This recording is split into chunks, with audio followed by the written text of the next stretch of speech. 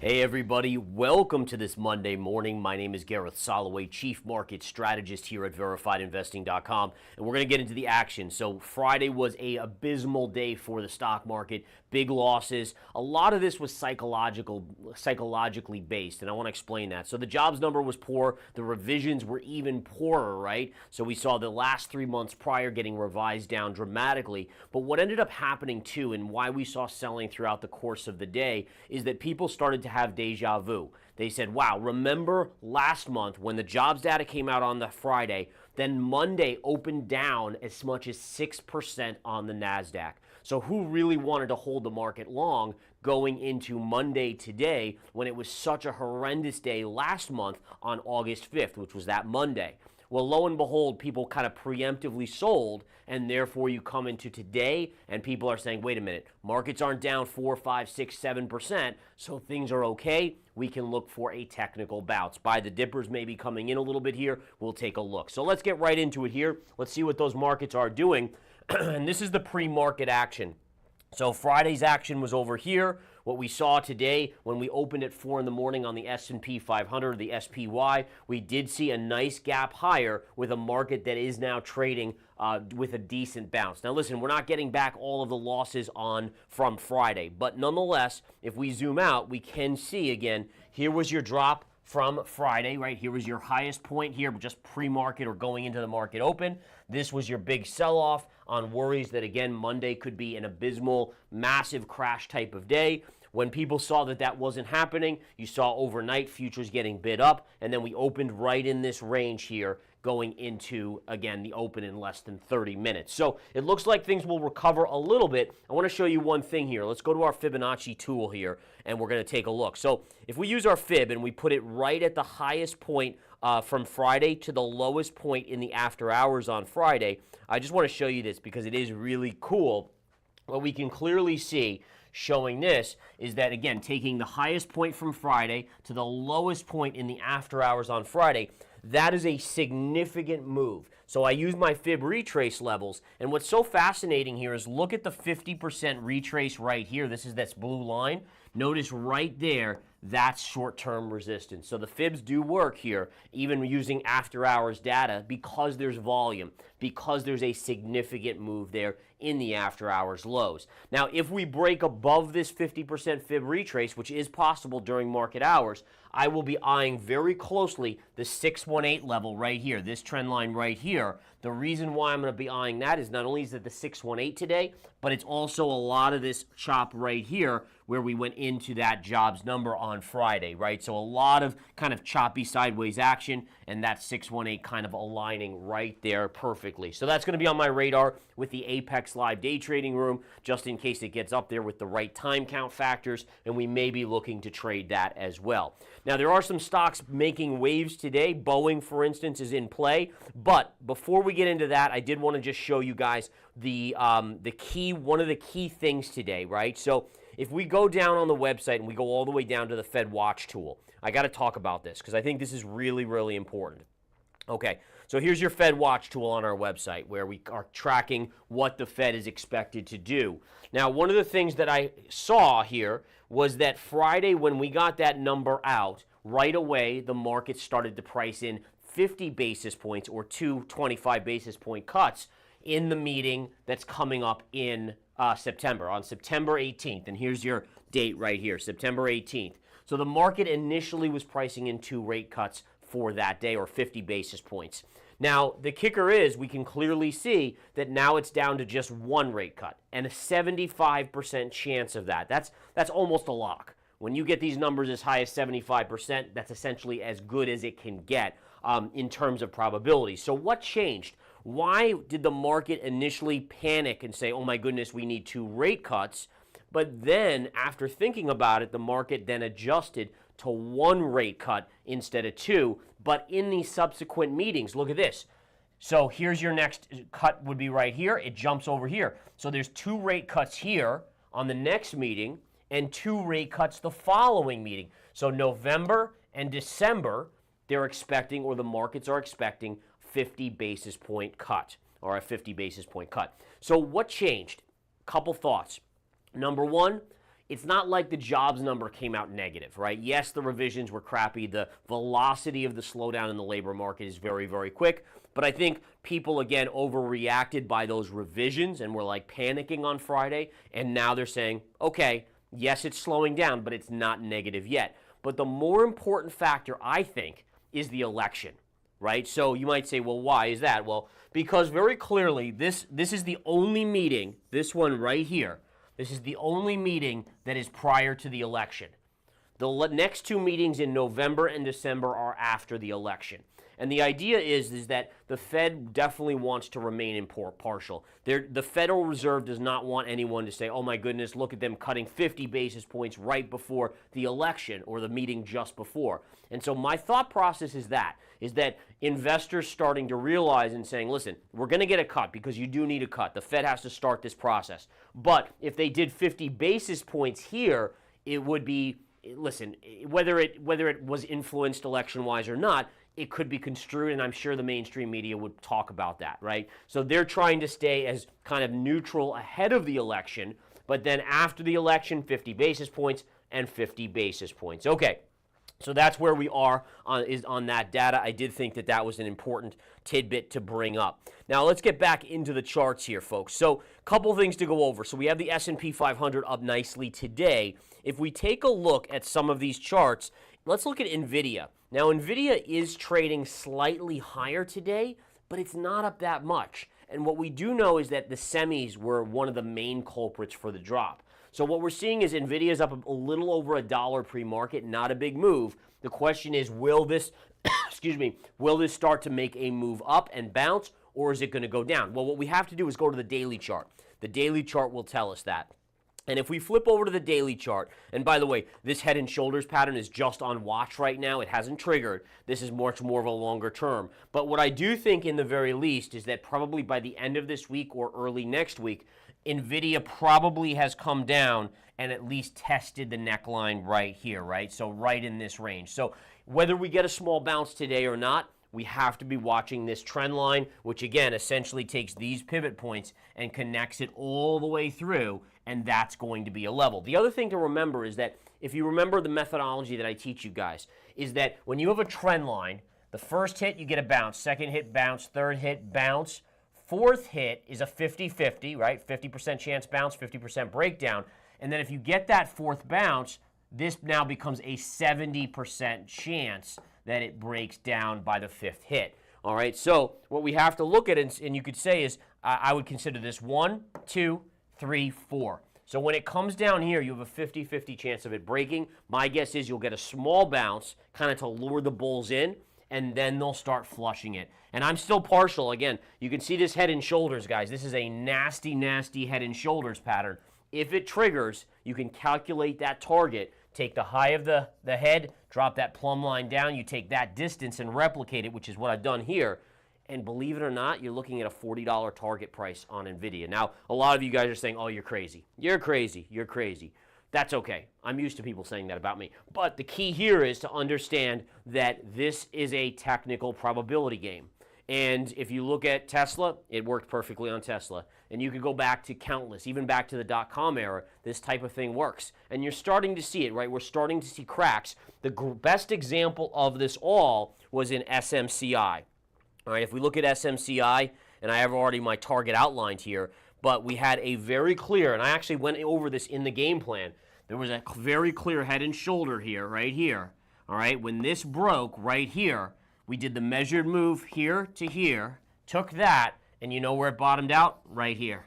That was the exact target that I had given right there. Now, since then, it got a big bounce, and it's starting to drift lower. I have actually a buy level right down here. Huge buy level around $350. But the point being is that these things have, the reason why I use them is because they tend to have teeth, meaning that you can start to look at it and factor in where the ultimate target will be. Now, would I short it for all the way down there? No, because you'll get big bounces along the way. I'm a swing trader. But ultimately, when this thing bottoms out, I do still think it's going back to sub $50 before it has that big bounce. By the way, Tesla, it went all the way back from that, what was it, like it was at least $400, $500, all the way back to $100 before bouncing back. So again, 75% drawdowns are pretty common for these things. Okay, Couple other charts in motion today. Boeing, I mentioned Boeing, pre-market is up on the day. You can see right here, again, Boeing trading higher. This is because, again, first of all, the stock's been hammered because of so much bad news.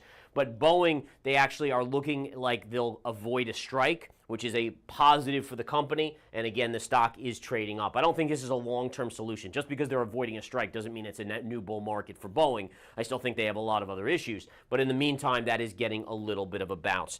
Apple today, guys. Apple has their big unveiling of their new iPhone 16, their whole big rigmarole, whatever you want to call it. The stock was up initially, but it faded back to the flat line here. And this is interesting because usually it stays up until they announce and they showcase, and then it rolls over. Here you're seeing a preemptive selling going on. Some bigger money is unloading pre-market ahead of that, so we'll have to see what happens on that news later today. I think it's at 1 o'clock, but don't quote me on that, of when that's going to be coming out. All right. Couple things I wanted to do, guys. So before we get into it, I did want to throw this up on the chart. Hopefully you guys can read it, but these are the two winners I selected. I was only going to select one. Now remember, last week we changed from just doing a random, if you comment and share the video, you would be entered into the wheel spin. I changed it because I actually wanted to see how you guys are doing on your education. And first of all, I want to say, unbelievably proud. I'm unbelievably proud about so many comments talking about factors, isolating down levels, chart setups, chart pivots, Fibonacci. Amazing. Absolutely amazing. Would have loved to have chosen everyone. Can't do that. But I did choose two here that were exceptionally good. Peter D, 8243. DKNG on this one here. This is an interesting chart. I'm going to go over these charts with you guys. But DKNG formed a head and shoulders off daily, retraced to the scene of the crime, measured move with resistance line currently at 35, measured move to 25. Love that. Love it, love it, love it. And then Husky Sully here, Microsoft head and shoulders pattern with neckline at 390. If it breaks and confirms, look to 330-ish based on the neckline and the top. So let's go into these two charts here. I want to show you guys these two charts. And number one, everyone did a great job. I want to say that, and we're going to continue to do this. So the idea is to really continue to help educate. But let's look at that DKNG here, and then we're going to spin the wheel for those two winners and see what it lands on. All right, so if we go to this, and by the way, generally what I picked, by the way, I didn't want to go into the intraday charts. So if you posted something like a 10-minute or an hourly or something like that, what I was looking for from you guys, and we'll kind of, you guys will understand more and more as we go, but I'm looking for daily charts of stuff that I haven't brought to your attention, meaning that you're actually helping me. You're helping me see things. And that's really, it's a give and take, right? I'm going to do my best to make you guys aware. If you guys can help and make me aware of chart setups, we all help each other, and it really becomes this camaraderie, this group effort. Okay, so in terms of this chart here, one of the things that was brought to my attention was the head and shoulders pattern, right? So what we can clearly see on this DKNG chart is you have a shoulder, head, and shoulder with a neckline right here. And this is what I like. These are the types of things that I like, right? So very clear head and shoulders. And then you can see here it broke, and here it retraced to the scene of the crime. And what's nice is it's actually moved back up. So this actually might be a trade that I take. I'm going to analyze it a little bit more today. But the idea is here we can do that measurement right here. So you have that, and then essentially, as the winner said, this is a target of $25. So $25 downside target. Now, the beauty of head and shoulder patterns is it's a very crisp failure, meaning that if it fails, you know exactly when it fails. What would fail? So any sort of, you take your neckline, and obviously the break is the neckline, especially with confirmation. If it ever confirms above this line, then you stop out for a small loss. It's the beauty of it. So you're basically looking at potentially $10 of downside to $25, but you're probably only risking, if you use the confirmation method, you're probably risking about $2 of risk, give or take. It might only be 50 cents, we don't know, but I'm giving it a little bit more leniency because you're using confirmation to negate the neckline of the head and shoulders and close back above. So very, very cool on that. Congratulations on that one. Then the other one, Microsoft, I've talked about before, but believe it or not, I hadn't seen that head and shoulders, and it's a great head and shoulders. I had been so focused on this parallel here on Microsoft that honestly, I hadn't seen that. And so I appreciate that, bringing it to my attention on the chart here. So this is what I had seen on Microsoft, but you're right, there is, look at this. This is absolutely, it's untriggered, Granted, it's untriggered, but look at that neckline right there. And what's so scary about this is if we get a break of this as well, you can do that measurement and you're likely headed down towards that like 300-ish area on Microsoft. And just imagine where the stock market is if Microsoft goes down from basically 400 to 300, 25% decline on Microsoft stock. All right, so congratulations on that one. So what we're going to do here is we're going to come over here to the wheel and we're going to spin it twice. And the first one will be the top winner right there. That's what you're going to get. The bottom will be the bottom, the next spin.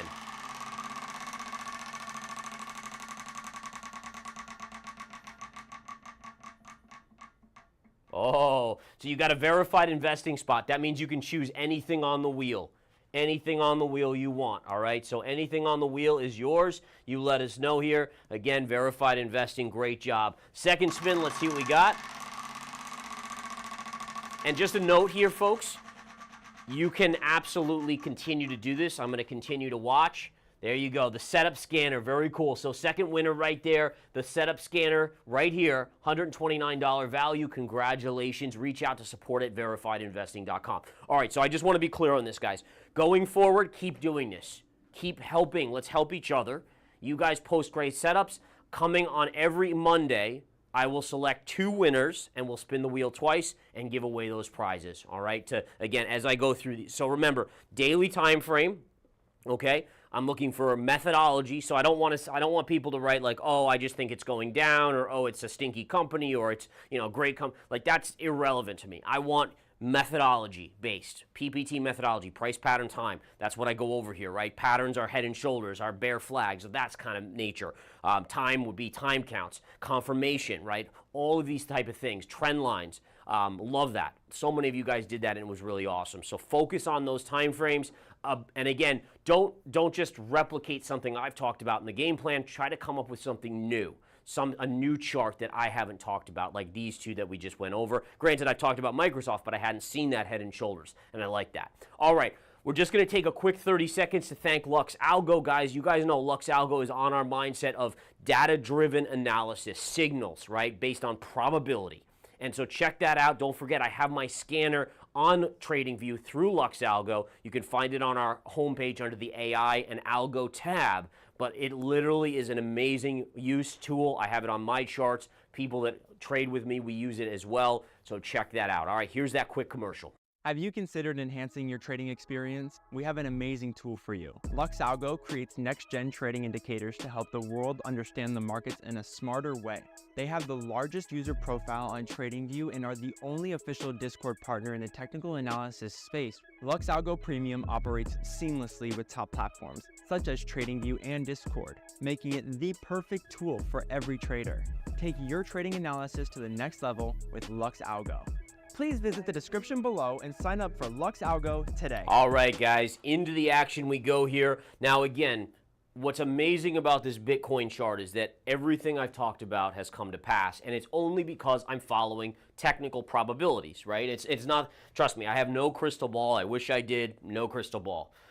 We talked about when we got below the pivot line. What did it favor? And moved down to our technical support at 52,800. Sure enough, what happened on Friday? We went to 52,800.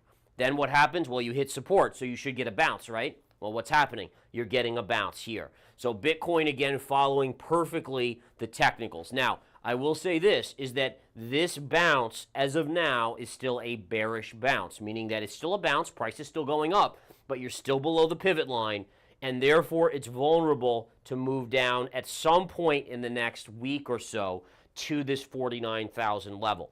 Now, 49,000 is really important for Bitcoin. It's the lowest point since the all-time highs. You had this great low here at 49,000, which again was the high from the spot ETF approval.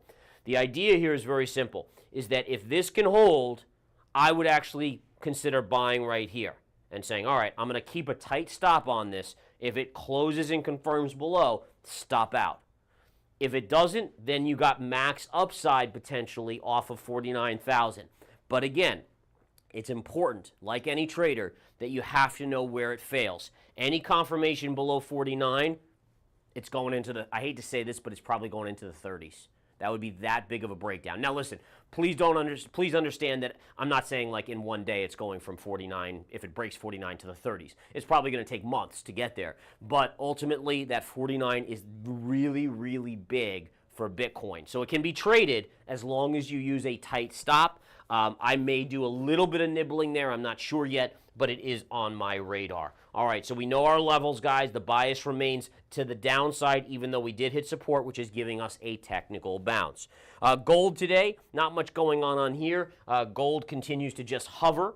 You got to be impressed with gold, right? I mean, you know, here you have the stock market rolling over, oil's rolling over, silver's even come way off the highs. Gold just continues to consolidate up here. Now, it is kind of sandwiched between resistance and support, right? Support level from this high, this high, this high, this low, this low. So very clear there. And then we have resistance right up here. So the question is which way is it going to break?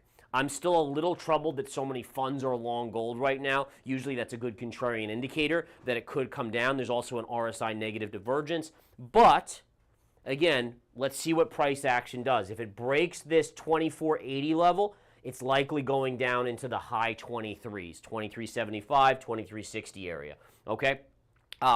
If it can hold, I still think you have a good shot of at least retesting that level and maybe pushing to the upside. All right, silver, we'll quickly touch on silver, which had a big sell on Friday, but it is bouncing back today. This is just a whole lot of chop at this point. Very clear trend line sloping down like that. You have a secondary trend line there. Essentially what you're creating is a flag pattern, which is bullish.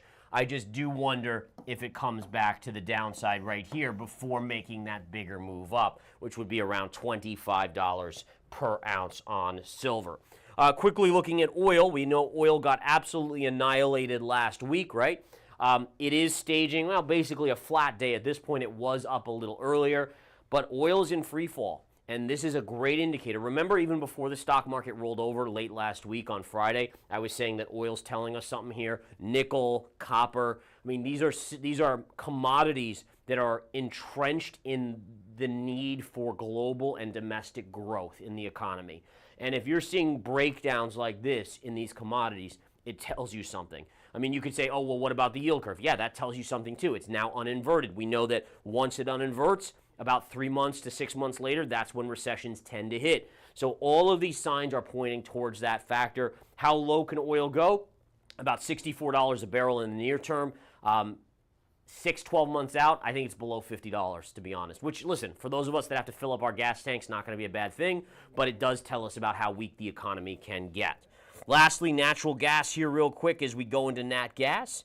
We can see that nat gas is flat on the morning session. We did close above this key trend line on Friday, but no confirmation yet. No confirmation. So let's monitor that. If it confirms, then it likely heads up to this zone right in here, at which point I am looking at this point to short it. But again, have to be patient. Let it do its thing. I wait for the charts to tell me when to trade. I don't tell the charts when to trade, right? And it's very important to understand that. When you force trades and ignore the technicals, that's when we all get in trouble. Let the chart come up there. We'll reevaluate at that point. I'll let you know if I end up shorting it up there. All right. I got to get to the trading room, guys. Don't forget, we offer 1 day and 1 week passes. If you just want to try out the live day trading room, come in there, listen to me call out trades, listen to my traders call out trades, give analysis, all that fun stuff. Thank you so much for tuning in. Congratulations to those 2 winners. Reach out to support@verifiedinvesting.com. Claim your prizes. We'll do it again. Don't forget, next Monday we'll draw two winners again. Have a good one. Take care.